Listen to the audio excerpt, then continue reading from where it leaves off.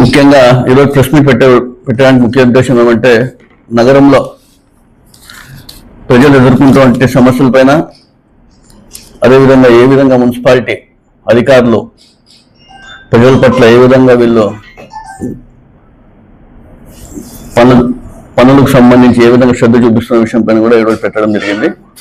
ముఖ్యంగా చూసుకుంటే last week కూడా ఒక ప్రెస్ మీట్ పెట్టడం జరిగింది. శానిటేషన్ సంబంధించి ముఖ్యంగా పారిశుద్ధ్యం పైన ఎంత తక్కువ మాట్లాడితే అంత మేలని కూడా అందరికీ తెలిసిన విషయమే. గతంలో మేము ఎప్పుడు చూడలే ఇంత అధ్వానమైన పారిశుద్ధ్యం, ఎప్పుడు కానీ చూడలేదు. మనము కూటమి ప్రభుత్వం వచ్చినాక పారిశుద్ధ్యం అనేది ఎంత అధ్వానంగా మారిందో విషయం కూడా అందరికీ తెలిసిందే. ముఖ్యంగా చూసుకుంటే మెయిన్ రోడ్స్ చూసుకున్నా, సందుల్లో చూసుకున్నా కాలువలు తీయడం లేదు, మెయిన్ గార్బేజ్ పాయింట్స్ లిఫ్ట్ చేయకపోవడం కూడా దీంతో చాలా మంది ప్రజలు ఎంతో మంది ఇబ్బంది పడుతున్న విషయం కూడా మీ అందరూ తెలియజేస్తున్నాను. ముఖ్య సమస్య ఏమంటే డోర్ టు డోర్ కలెక్షన్ కావడం లేదు. గతంలో చూసుకుంటే మన వైసీపీ ప్రభుత్వంలో క్లాప్ ఆటోలకు సంబంధించి ప్రతిరోజు ఇంటింటి చెత్త సేకరణ జరిగేది. కానీ ఈరోజు మనం చూసుకుంటే అదనంగా 36 రెంటెడ్ ట్రాక్టర్స్ తీసుకొచ్చినా కూడా ఇంటింటి చెత్త సేకరణ జరగకపోవడం చాలా బాధాకరంగా కూడా మీ అందరూ తెలుస్తున్నాను.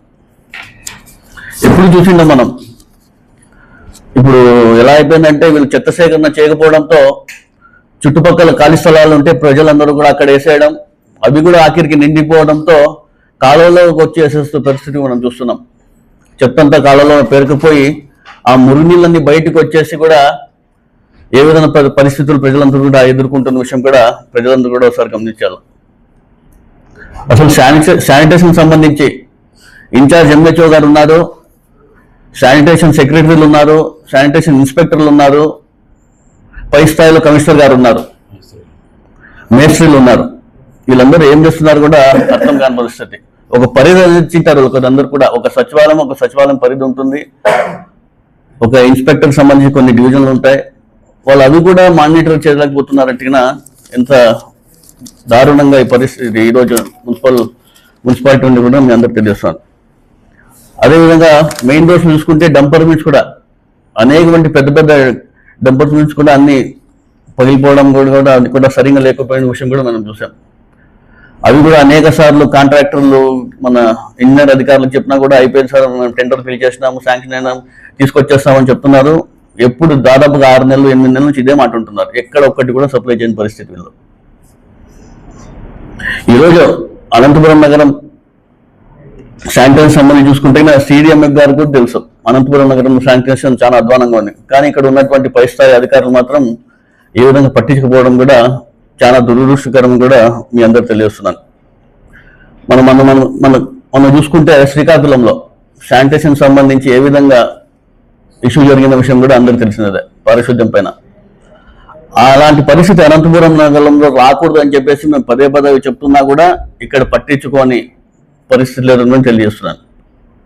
ఇక్కడ ఉన్నటువంటి ప్రజాప్రతినిధులు కావచ్చు, కూటమి నాయకులు ఏ విధంగా అసలు వీళ్ళకి కనపడుతుందో లేదో, పారిశుద్ధ్యం మీద అసలు వీళ్ళకి ధ్యాస ఉందో లేదో, చేపిద్దామని కొంచెమైనా ధ్యాస ఉందో లేకుండా మాకు తెలియని పరిస్థితి.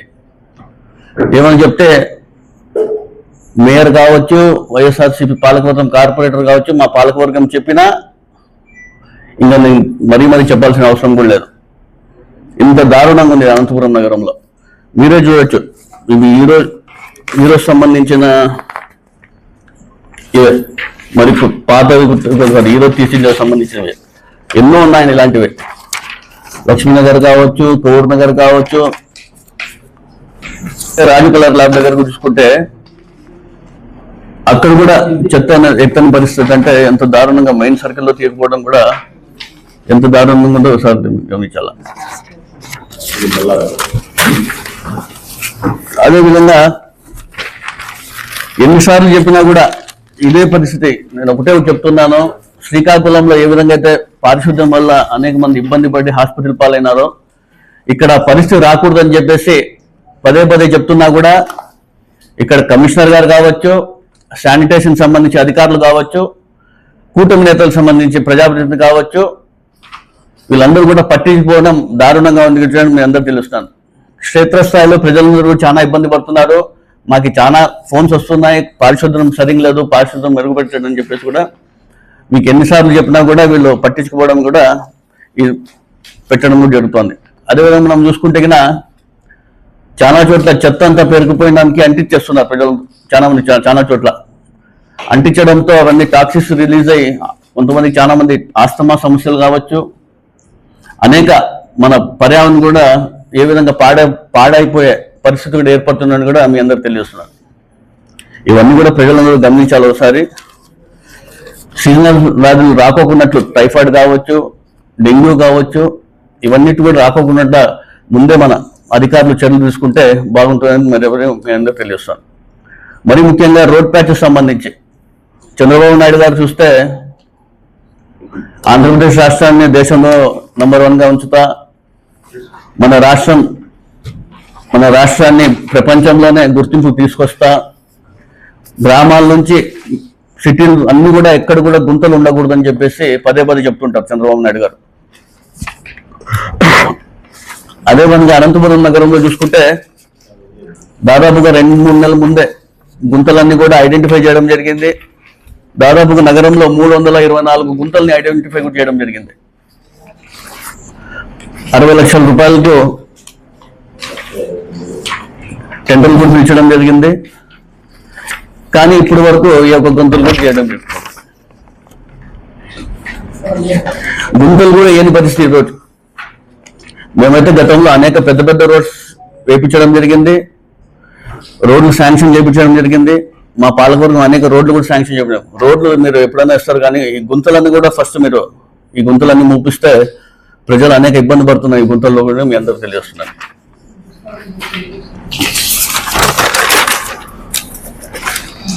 అదేవిధంగా ఇంకా ముఖ్యంగా టౌన్ ప్లానింగ్ సంబంధించి చూస్తే లాస్ట్ వీక్ నేను ప్రెస్ మీట్ పెట్టడం జరిగింది. అందులో నేను కొన్ని సమస్యలు చెప్పడం జరిగింది టౌన్ ప్లానింగ్ సంబంధించి. అనంతపురం నగరంలో టౌన్ ప్లానింగ్ అంటేనే మన రాష్ట్రంలోనే ఒక మంచి పేరుంది టౌన్ ప్లానింగ్ సెక్షన్కి అనంతపురం నగరంలో. ఏ అధికారులైనా ఇక్కడ అనంతపురం రావాలంటే అనంతపురం తప్ప ఎక్కడైనా చెప్పండి. ఎవరైనా అధికారులు ఇక్కడ వచ్చినారా, ఇంకా ఇక్కడ ఉండే కొంతమంది అధికారులు బెదిరించి పంపించే వరకు వదిలిపెట్టిన పరిస్థితి కూడా మనం చూసాం గతంలో. అనేక సమస్యలు టౌన్ ప్లానింగ్ సంబంధించి. ఈరోజు టౌన్ ప్లానింగ్ సంబంధించి నగరంలో ప్రజలందరూ చాలా ఇబ్బంది పడుతున్నారు. మా దగ్గర అన్ని అప్రూవల్ ఉన్నా, అన్ని అధికారికంగా అన్ని అప్రూవల్స్ కరెక్ట్ ఉన్నా కూడా మేము ఈరోజు కొంతమంది నేతలు ఇంటికి వెళ్ళి అక్కడి నుంచి అప్రూవ్ అయినాకే మాకు ఇక్కడ అన్ని కట్టుకోవడానికి వీళ్ళ అధికారులు మాకు పర్మిషన్ ఇస్తున్నారంటే ఎంత దౌర్భాగ్య పరిస్థితుల్లో సార్ నేను గమనించాల. సొంత ఇల్లు కావచ్చు, సొంత భవనం కట్టుకోవాలన్నా కూడా ప్రతి ఒక్క అప్రూవల్స్ ఉంటాయి వాళ్ళ దగ్గర. అయినప్పటికీ కూడా కూటమి ప్రభుత్వానికి సంబంధించిన కొంతమంది నేతలు ఇంటికి వెళ్ళొచ్చినాకే మీరు ఇల్లు ప్రారంభించుకోవాలని చెప్పేసి అధికారులు హుకుం చేస్తున్న విషయం కూడా ప్రజలందరూ కూడా ఒకసారి గమనించాల. నేను లాస్ట్ వీక్ కూడా మీకు ప్రెస్ మీట్లో చెప్పడం జరిగింది. పెట్టిన తర్వాత కూటమి నాయకులకు సంబంధించి కొంతమంది నేతలు ఆధారాలు ఉంటే మాట్లాడాలని చెప్పేసి మాట్లాడడం జరిగింది. అనంతపురం నగరంలో జరుగుతున్నటువంటి ఆధారాలు ఎన్ని కావాలో చెప్తే దాన్ని చూపిస్తాను. ఆధారాలు ఉంటే మాట్లాడాలా, ఆధారం లేకుండా మీరు మాట్లాడుతున్నారు, మా పైన నిందలు వేస్తున్నారు అని చెప్పేసి మొన్నటి రోజున టీడీపీ నాయకులు నా పైన మాట్లాడడం జరిగింది. టీడీపీ నేతలందరూ కళ్ళుండి కబోదులాగా మాట్లాడిన విషయం కూడా ప్రజలందరూ కూడా ఒకసారి గమనించాలని తెలియజేస్తున్నారు. ఎక్కడెక్కడ అక్రమాలు జరుగుతున్నాయి, ఎక్కడెక్కడ అక్రమాలు చేస్తున్నారు ప్రతి ఒక్కరికి తెలుసు. కూటమి నేతలకి ఇంకా బాగా తెలుసు ఎక్కడెక్కడ అక్రమాలు జరుగుతున్నాయి, ఎక్కడెక్కడ అక్రమాలు చేస్తున్నారు. ప్రతి ఒక్కరికి వాళ్ళకి తెలిసిన విషయమే. కానీ వాళ్ళు చూస్తే ఆధారాలు చూపించమంటున్నారు. కూటమి నేతలు చెప్పడంతో 9% నగరంలో అన్ని కూడా అక్రమాలు జరుగుతున్నాయి. వాళ్ళు చెప్పినవన్నీ కూడా అధికారులు వాళ్ళకి సహకరిస్తున్న వాళ్ళతో ఈరోజు ఏ విధంగా అక్రమాలు జరుగుతున్న విషయం కూడా ప్రజలను కూడా ఒకసారి గమనించాల.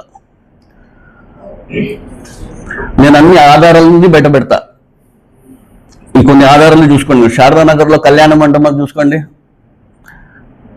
తర్వాత టవర్ క్లాక్ దగ్గర ఒక పెద్ద కాంప్లెక్స్ కడుతున్నారు. ఏ ఒక్క అప్రూవల్ లేకుండా కట్టడం జరుగుతుంది. రవి పెట్రోల్ పంప్ దగ్గర పెద్ద పెద్ద షెడ్లు వేయడం జరిగింది. ఏ ఒక్క అప్రూవల్ లేదు, ఏ ఒక్క విఎల్టీ లేకుండా. శ్రీనగర్ కాలనీలో చూసుకుంటే పెద్ద పెద్ద షెడ్స్ కూడా వేయడం జరిగింది. అదేవిధంగా గతంలో మన వైసీపీ ప్రభుత్వంలో మున్సిపల్ స్థలాలు కావచ్చు, ప్రభుత్వ స్థలాలు కావచ్చు, మేము అనేక స్థలాలు మేము కాపాడుకుంటూ వస్తుంటే ఈరోజు వారందరూ కూడా ఒక శ్రీనగర్ కాలనీకి సంబంధించి ఒక స్థలం, మున్సిపాలిటీ స్థలంని ఎవరి పేరు మీద చేయించుకున్నారో చెప్పమంటారా? చెప్పండి. ఎవరి పేరు మీద చేయించుకున్నారో చెప్పమంటారా? చెప్పండి, చెప్తాను. ఎన్ని ఆధారాలు కాదు చెప్పండి మీకు? ఇవన్నీ ఆధారాలతోనే మీకు బయట పెడుతుండేది. వైసీపీ నాయకులు కావచ్చు, మేము కావచ్చు, ఆధారాలు ఉంటే మాట్లాడతాం. గాలి మాటలు మాట్లాడడం. ఇక్కడ ఆధారాలు ఉంటేనే మాట్లాడతాం.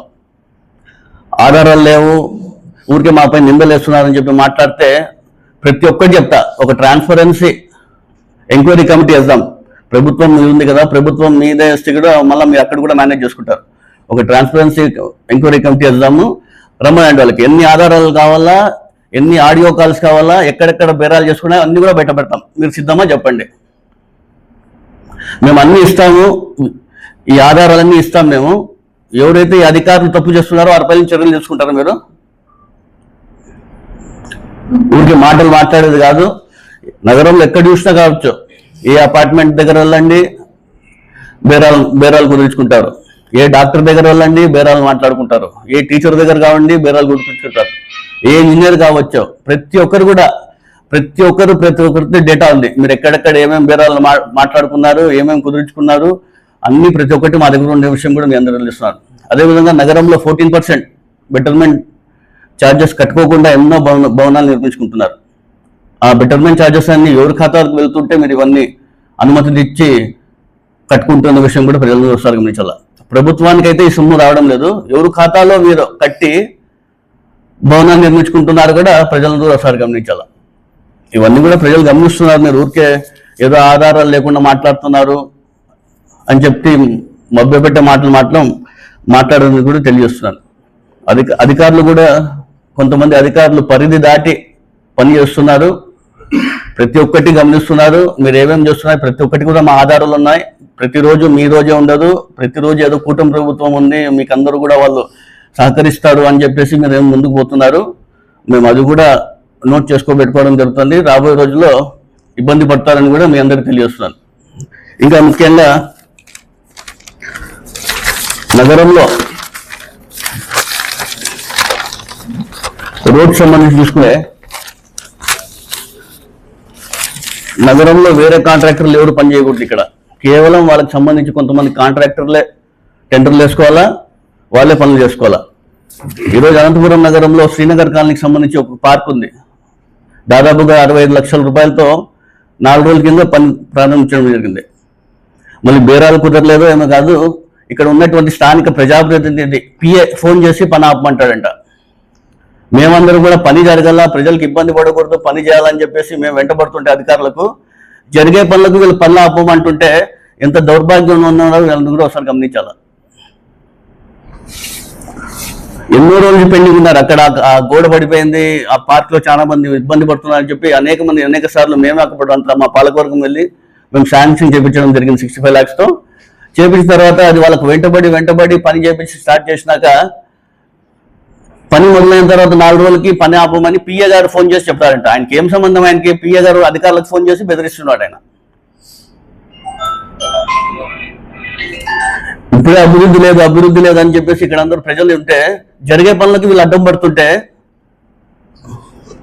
ఎంత దారుణంగా పరిస్థితి ఉంటుందో ఒకసారి గమనించాల. అదేవిధంగా స్థానిక ప్రజాప్రతినిధి ఇంటి ముందర 1 కోటి రూపాయలతో 15 ఫైనాన్స్ లో శాంక్షన్ అయితే జనవరి 1వ తారీఖున భూమి పూజ చేశారు. అది కూడా వెట్ మిక్స్ కూడా పని పూర్తి కాలేదు. దాదాపుగా 2.5 నెలలు అవుతుంది, ఇప్పుడు కూడా పని పూర్తి కాలేదు. పనులన్నీ మీకే కావాలా, మీ కాంట్రాక్టర్లకే, కానీ పనులు మాత్రం చేయని పరిస్థితి. వేరే కాంట్రాక్టర్ మాత్రం ఇక్కడ వచ్చి టెండర్ వేసినా కూడా బెదిరించి వాళ్ళకి రానికున్నట్లు చేస్తారు. పనులు ఉండి చేయమంటే కూడా అవి కూడా చేయరు. ఆ గుల్జార్పేటలో చూసుకుంటే కూడా దాదాపుగా 3-4 నెలలు అవుతుంది. 2 నెలలు వచ్చేసి అనేక సార్లు చెప్పడం జరిగింది. ఏం అధికారులు కూడా నిద్రపోతున్నారా ఇక్కడ? ఏమన్నా బుల్లాజ్పేట అంత ఇబ్బంది పడుతున్నారు, అసలు పని చేయలేకపోతారు. ఆ హౌసింగ్ బోర్డులో చూసుకుంటే కన్నా దాదాపుగా 2-2.5 నెలల పని స్టార్ట్ చేసినారు, మొన్న కంప్లీట్ చేసినారు. అది మొదలు పెట్టడమో వదిలేయడం, ప్రజలు ఎట్లనా ఏమైనా ఇబ్బంది పడి అంత దారుణంగా ఉంది పరిస్థితి. ప్రజలందరూ ఒకసారి గమనించాలా. పనులు కేవలం భూమి పూజలు చేస్తారు తప్ప ఏ ఒక్క కార్యక్రమం కూడా ముందుకు పోని విషయం. ఏవో కొన్ని రోడ్లు చేస్తున్నారు, మధ్యలో ఆపేస్తున్నారు. అవి కూడా ఏదో బేరాలు కుదరలేదు, మాట్లాడుకుపోవడం. వీళ్ళకి సెట్ అయితే మన చేయమంటారు, లేదంటే అట్లా ఆపేయమంటారు. ప్రజలు ఏమన్నా కానివ్వండి. అక్కడ ఇవన్నీ కూడా ప్రజలకు ఒకసారి గమనించాలని కూడా పదే చెప్పడం జరుగుతుంది. మరి ముఖ్యంగా డంప్ యార్డ్ సంబంధించి చూస్తే అక్టోబర్ 2వ తారీఖున గాంధీ జయంతి రోజున అయిపోతుందని చెప్పేసి మంత్రి నారాయణ గారు వచ్చినప్పుడు కూడా చెప్పడం జరిగింది. ఇక్కడ స్థానిక ఎమ్మెల్యే గారు కూడా అయిపోయి మేము తరలిచ్చేస్తాం, ఇక్కడ పార్క్ చేసేస్తాము అని చెప్పి అక్టోబర్ 2 చెప్పా. మళ్ళీ డిసెంబర్లో పూర్తి అవుతుందని చెప్పేసి పట్టాభి గారు వచ్చారు. అప్పుడు అది ఆయన కూడా చెప్పారు అక్టోబర్ పై, నవంబర్ పై, డిసెంబర్ పై. మరి జనవరిలో వచ్చారు ఆయన, పట్టాభి గారు వచ్చారు. మళ్ళీ మార్చిలో అయిపోతుంది అన్నారు. ఇప్పుడు మార్చ్ కూడా స్టార్ట్ అయిపోయింది. దాదాపుగా అక్కడ 70-80 మంది లేబర్ పనిచేసేవాళ్ళు, ఇప్పుడు కేవలం 15 మంది పనిచేస్తున్నారు. ఎందుకంటే కన్నా మళ్ళీ వెనకాల ఏముందో ఎవరు శక్తులు దీన్ని ఆపుతున్నారు విషయం కూడా నాకు తెలియని పరిస్థితి. ఒక మిషనరీ కూడా వెనక్కి తీసుకొని వెళ్ళిపోవడం కూడా జరిగింది. ఈయన చూస్తే అక్కడ పెద్ద పార్క్ చేసేస్తాను, నేను ఈ డంప్ యార్డ్ని తరలిచ్చేస్తా అని చెప్పేసి దాదాపుగా గత జూన్ జూలై నుంచి చెప్తూనే అన్నాడు. 8-9 months 10 months అయిపోయింది ఇప్పటికీ. చెప్పేదానికన్నా మాటలు ఉండాలా, కేవలం మభ్య పెట్టుకుంటూ ముందుకు పోతున్నారు తప్ప ఏ ఒక్క కార్యక్రమం కూడా ఇక్కడ ముందుకు పోకపోవడం కూడా చాలా దురదృష్టం తెలియజేస్తున్నాను. కేవలం మాటలకి పరిమితమైనారు తప్ప ఏ ఒక్క కార్యక్రమం కూడా ముందుకు పోవడం. అధికారులు కూడా నేను చెప్తున్నాను, శానిటేషన్ మెరుగుపరచండి, లేదంటే కూడా సీజనల్ వ్యాధులు వచ్చే అవకాశం ఉంటుంది. మీరు అందరూ కూడా ధ్యాస పెట్టి శానిటేషన్ మెరుగుపరచాలని తెలియజేసుకుంటున్నాను.